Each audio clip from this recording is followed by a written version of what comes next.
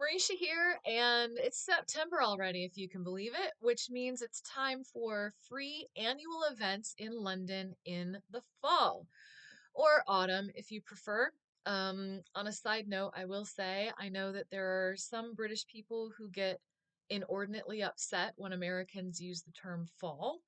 What they don't realize is fall is a term that dates back to the 1500s. It comes from falling of the leaf, just as spring comes from springing of the leaf.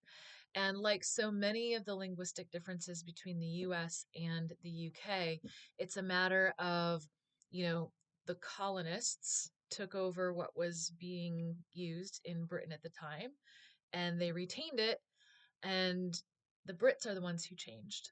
So let's agree that fall and autumn are both equally acceptable terms for the season and charge ahead. So the first annual event is London Open House. Now, this takes place in September for like a weekend, and it's a time when there are hundreds of different venues that open their doors to the public. Some of them, it's the only time the public can come see this particular building. Other places, it's a matter of normally you would have to pay an entry fee, and this time it's free. That's how I was able to see the Golden Hind for free. They normally charge, I think, £10 entry, and open house, it's free. Now, in those occasions, you do have to book in advance because there's a limit to how many people they can take. But my best advice would be to go on the website, just type in London Open House into an internet search engine, and you'll find it easily because there are seriously hundreds of places that are going to be open. Many of them are historic buildings, old churches, old kind of like community buildings. Different societies will open their doors. Last year, I was going to try to get to the London Philately Society. I didn't quite make it. I don't know if I'll be able to this year. But there are a ton of options. And when you go onto the website, you can filter by area because it does include all of London, and London is huge. So you might want to just stick to one area of London that will be easy for you to get to. I think you can also filter by kind of the type of event or venue that's open. Some places it's just an open house, like you can walk in and wander around. Other places it's a guided tour. Some places might be hosting workshops. So, again, there's a wide variety. I would be really surprised if you couldn't find something that was interesting. The next thing is Freeze. Now, this is an art installation, and Freeze actually comes in two parts. One of them you do pay for.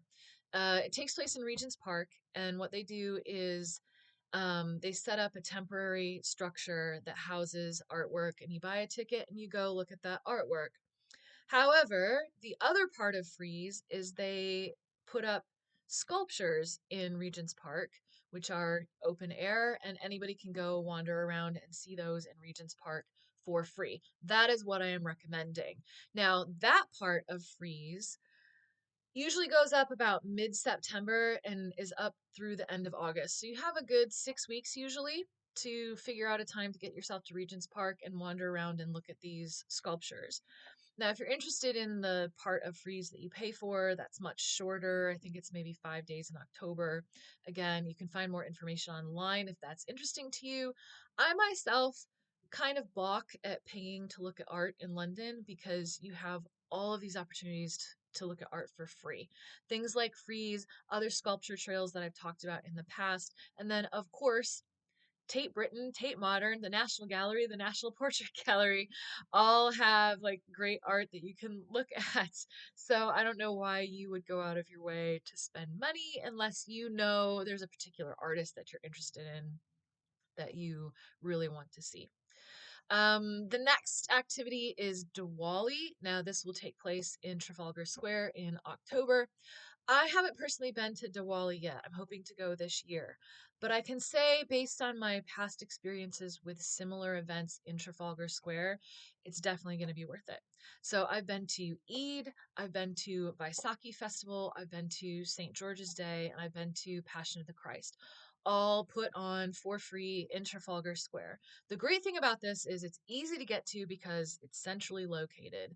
And particularly the things that are like cultural festivals. So Eid, Vaisakhi, there's going to be food booths. There's going to be different cultural performances of like music, dance. You might even have a cooking demonstration. And often there are booths set up where you can find out more information about what's actually being celebrated, about the culture that is being represented there. Vaisakhi Festival in particular was really interesting because, I think a lot of people are not really familiar with Sikhism. I know I didn't know a whole lot about it. So it's a great opportunity to learn. And so I would really highly recommend getting yourself to one of the things that Trafalgar Square puts on because it's a good time.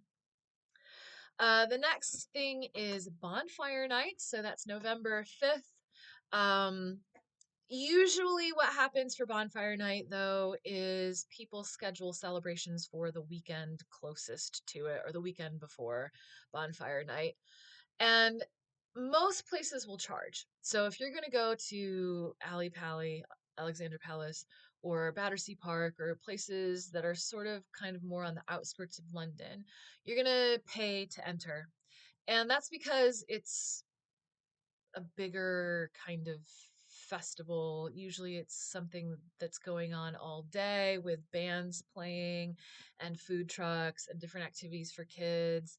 And so that's all leading up to the actual fireworks at night. Also, those places tend to be, big, huge open fields where it's easy to see the fireworks. There is, however, a place that shows fireworks in central London for free, and that's at Coram Fields. Now, Coram Fields is a park that normally you cannot enter unless you have a kid with you. It's actually really great because it's a safe place for kids. It's like these are kids and it's their parents. It's not like some random weirdo can wander in and, have access to these kids.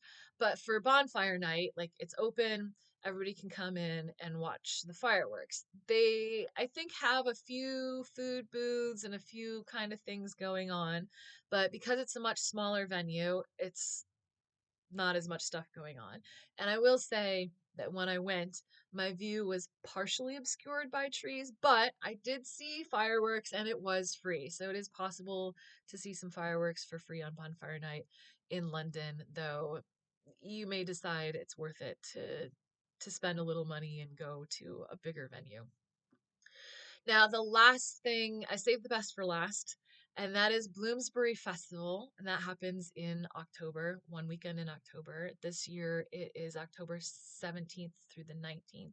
And I saved this for last because this year my church is participating. So first, Bloomsbury Festival it takes place in Bloomsbury, which is central London, and it's an eclectic mix of offerings. There's usually some, music performances. There might be poetry readings. There are usually some informative guided walks around areas of Bloomsbury that might highlight writers who lived in the area or highlight, women in the area or various aspects of kind of Bloomsbury history.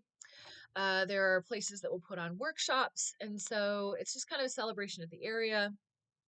And so my church, St. George the Martyr, is taking part this year.